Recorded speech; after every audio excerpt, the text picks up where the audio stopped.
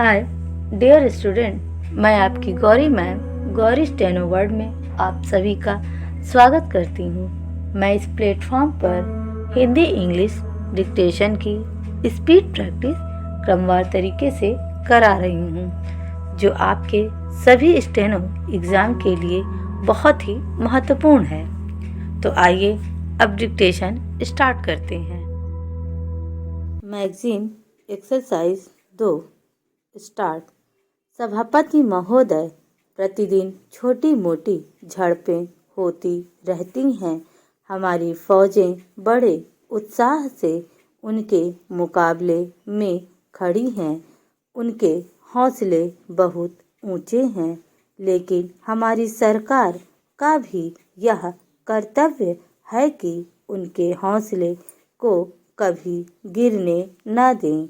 उन्हें हर तरह की सुविधा प्रदान की जाए, जिससे उनका आत्मविश्वास बढ़े।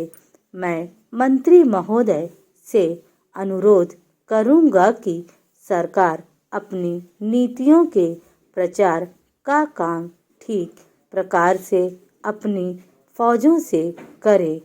उनको अच्छे अच्छे हथियार दे।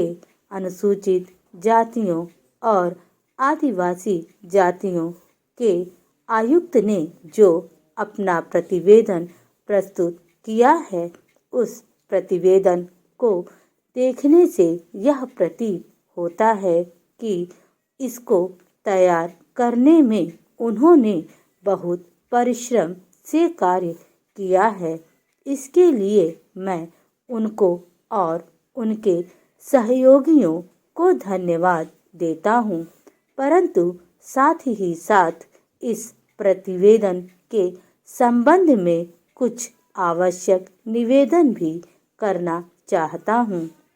पहली बात तो यह है कि इस प्रतिवेदन को देखने से ऐसा प्रतीत होता है कि इन कार्यों के लिए जिन धन का उपयोग होता है वह 3 साधनों से उपलब्ध होता है: केंद्र सरकार द्वारा, राज्य सरकारों द्वारा और कुछ गैर सरकारी संस्थाओं द्वारा। प्रतिवेदन के अनुसार जितना धन इन कार्यों पर व्यय करने के लिए दिया जाता है, उतना धन पूरी तरह से व्यय नहीं हो पाता। मैं यह नहीं कह सकता कि आवश्यकता से अधिक धन दिया जाता है या कार्यकर्ताओं को वह धन प्राप्त ही नहीं होता, जिसके कारण से वह बिना खर्च हुए बच जाता है। मैं तो यह चाहता हूँ कि जितना धन दिया जाता है उसका पूरा उपयोग हो और आयुक्त को यह ना कहना पड़े कि इस कार्य के लिए जितने धन की आवश्यकता थी उतना धन नहीं मिल पाया और विवश होकर हमको उस कार्य को बीच में ही रोकना पड़ा।